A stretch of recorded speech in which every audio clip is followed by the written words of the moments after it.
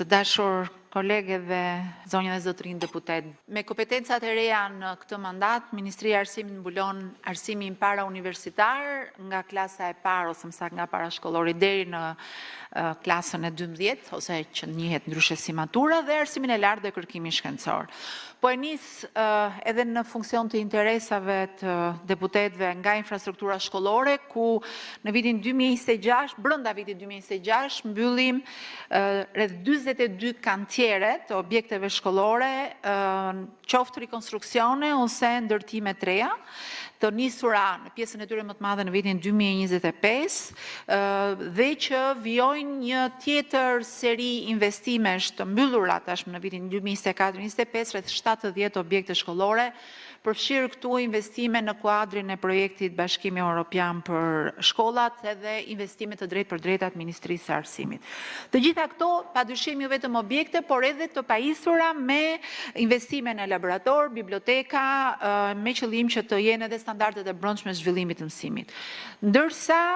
janë ndërtuar dhe vënë në funksionim tashmë 317 laborator inteligjent në institucionet e arsimit parauniversitar, për të quar në 1000 të tilla deri në vitin 2027 financimi është i siguruar fal kredisë që kemi tek Banka Botërore dhe një granti nga Banka Europiane Qendrore. Ndërkohë një proces tjetër shumë intensiv që zhvillohet mbas 10 vjetësh të kurikulave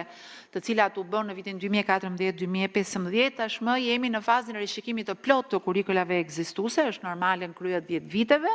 duke nisur me klasën e parë, të 6 dhe të 10 në të 3 ciklet e para universitarit, pastaj do vazhdoj vitin tjetër e 2, e 7, e 11, e kështu me radhë për të mbyllur në vitin 2029 totalisht të rishikuara dhe duke futur dhe duke rishikuar në mënyrë edhe më të plot disa lëndë siç është TIK-u, që është teknologjia inovacionit dhe komunikimi, dhe qytetaria, që është prap një lëndë e cila shkon paralel me shumë nga elementet që u përmendën këtu dhe në sektor të tjerë. Dua të përmend një projekt që është shumë i rëndësishëm, ka marrë rrugë dhe që është mirëpritur sa herë kemi komunikuar publikisht. I filluar që në vitin 2025, që është liceu i ri, po aq sa dhe historik i Korçës, liceu francez, i cili tashmë fal marrëveshjes dy palçe të dy qeverive, asaj franceze dhe shqiptare, dhe me iniciativë edhe të drejtë për drejtë nga presidenti Macron dhe kryeministri Rama, do të hap dyert nëse të gjitha gjërat ecin si pas planifikimit në vitin 2027. Bëhet fjalë për një gjimnaz me orientim tekniko-shkencor,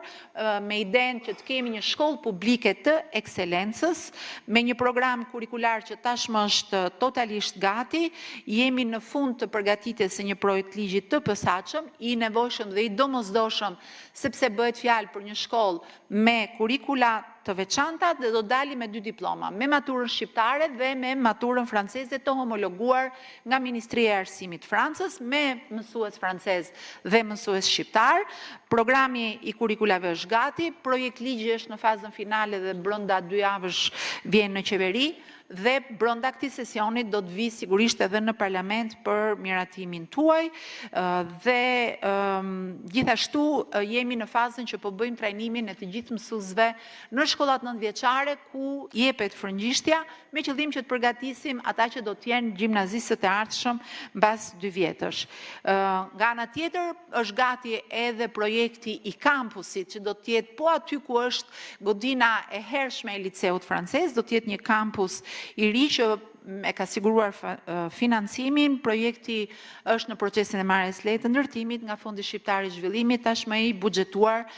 Do të jetë shkollë publike për të gjithë fëmijët shqiptar që do të ndjekin këtë orientim dhe që në fakt do të ketë një vazhdim në universitet, ku tashmë në Universitetin Politeknik ka filluar prej 2 vjetësh bachelori dhe masteri me Universitetin Teknologjik të Kompjenit, për të siguruar po aty me pedagog francez dhe shqiptar vazhdimin e maturantëve që do dalin nga ajo shkollë.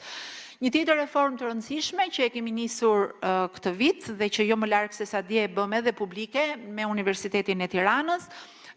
kemi nisur punën për të transformuar qendrën e botimeve të diasporës në një agjenci kombëtare të gjuhës shqipe si gjuhë e dytë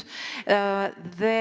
e standardizuar. Shqipja nuk është pjesë e kornizës kurrikulare europiane, do të jetë që të ketë një certifikim për të përgatitur për një treg ndërkombëtar në atë të integrimit. Ndërkohë, kemi hapur kantierin për rishikimin e ligjit të arsimit lart, pas një përvojë 10 vjeçare delet domosdoshme një rishikim i tillë dhe sidomos në kuadrin edhe të prioritetit që kemi mbas 10 vjetësh në këtë mandat 4 të ndërkombëtarizimit të universiteteve, jo thjesht të universiteteve shqiptare, po të tregut universitar në përgjithësi, një sfidë e madhe me të cilin do duhet përgatitemi për një tjetër treg pune që është ai i 2029-2030-s,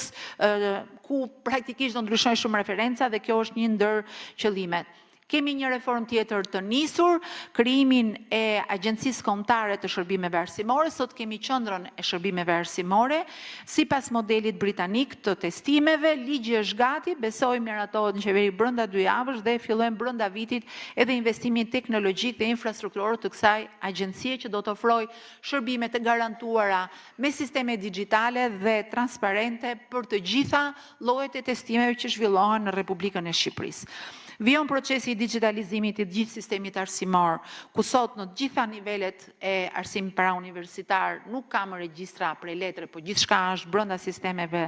elektronike. E filluam këtë vit edhe në arsimin e lartë me një sistem të dedikuar. Për të mos humbur kohë, dua të theksoj programet jashtë-shkollore. Kemi folur në këto 10 vite për disa iniciative shumë të rëndësishme që kanë sjellë një vlerë të shtuar në shkollë, për ta zgjatur kohën e qëndrimit të fëmijëve përtej 5 apo 6 orëve që ata arrin. Shkolla qendërkombëtare, bëjmë detyrat e shtëpisë dhe sidomos programi Art, Zeje dhe Sport, që gjithmonë më shumë ka krijuar një energji të re, por nuk e kemi të përfshirë në kornizën ligjore. Sapo ka marrë një nisëm deputetja dhe nënkryetaria e Komisionit për Edukimit e Viskushi bashkë me kolegët deputet të grupit ton parlamentar, bashkë me atë iniciativë, cila korrekton një, le të themi, diferencë financiare të mësuesve të cilët kanë kryer studimet e tyre me sistemin e vjetër institutet e larta pedagogjike. Me këtë ndërhyrje në ligj bëjmë këtë korrektim edhe shumë e dhe unë mendoj që është një gjë shumë e mirë për gjithë deputetët nga të cilët unë kam marrë shumë reagime, ja rreth 6200 mësues të cilëve ju korrektohet, edhe dua të falenderoj këtu të gjithë të